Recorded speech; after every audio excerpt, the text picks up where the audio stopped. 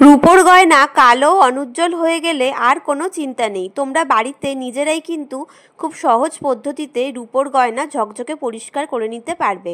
বন্ধুরা, আমরা বাড়িতে সবসময় যে ধরনের রূপোর গয়নাগুলো ব্যবহার করি, রূপোর চেন, আংটি কিংবা পায়ের তোড়া, সেগুলো কিন্তু খুব তাড়াতাড়ি কালো হয়ে যায় এবং অনুজ্জ্বল হয়ে যায়, নোংরা হয়ে যায়। তো সেগুলো আমরা সোনার দোকানে দিয়ে অনেক টাকা খরচ করে পলিশ করিয়ে আনি, কিন্তু এখন কিন্তু আমরা নিজেরাই একটা টিপসের মাধ্যমে এগুলো পরিষ্কার করে নিতে পারবো। তো চলো দেখে নাও। প্রথমে একটা বাটিতে আমি জল নিয়ে নিয়েছি, তার মধ্যে দিয়ে দেবো হাফ চামচ মতো বেকিং পাউডার, আর তার মধ্যে আবার দিয়ে দেবো হাফ চামচ মতো বেকিং সোডা এবং বেকিং পাউডারটা ভালো করে মিশিয়ে নেবো। তারপরে আমাদের রূপোর যে গয়নাগুলো আছে সেগুলো জলটার মধ্যে ডুবিয়ে রেখে দেবো। দেখো কীরকম রিয়াকশান শুরু হয়ে গেছে, তোমরা নিজেরাই দেখতে পাচ্ছ। তো আমরা এটা 30 মিনিট মতন রেখে দেবো।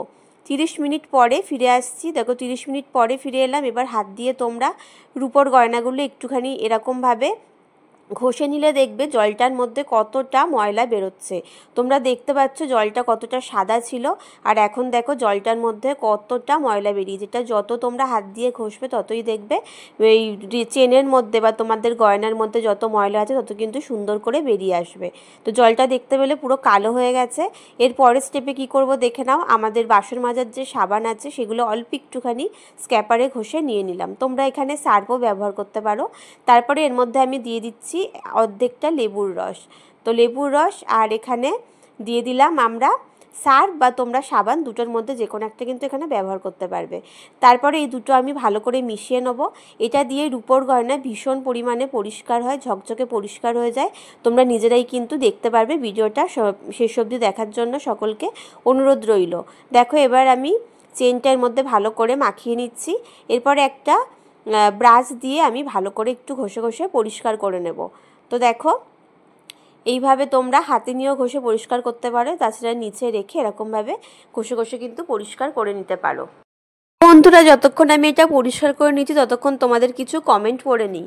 প্রথম কমেন্ট করেছে মিতা গাঙ্গুলি দিল্লি থেকে। পুষ্পা মণ্ডল লিখেছে খুব ভালো।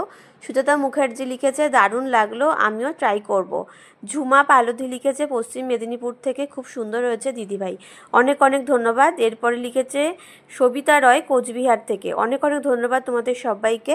আর যারা আমার ভিডিওটা এখনও দেখছো তারা কোথা থেকে দেখছো অবশ্যই কমেন্ট করে জানিও, যাতে পরবর্তী ভিডিওতে আমি তোমাদেরকে ধন্যবাদ জানাতে পারি আর তোমাদের কমেন্টগুলো পড়ে শোনাতে পারি। দেখো বন্ধুরা, আমি এবার এটা পরিষ্কার জলে ধুয়ে চেনটা তোমাদেরকে দেখাচ্ছি। দেখো কতটা সুন্দর পরিষ্কার হয়েছে আর একেবারে চকচক করছে, মনে হচ্ছে যেন সোনার দোকান থেকে এটা পলিশ করে আনা হয়েছে। টিপসটা কেমন লাগলো জানিও। সবাই ভালো থেকো। আজকে মতো সবাইকে টাটা।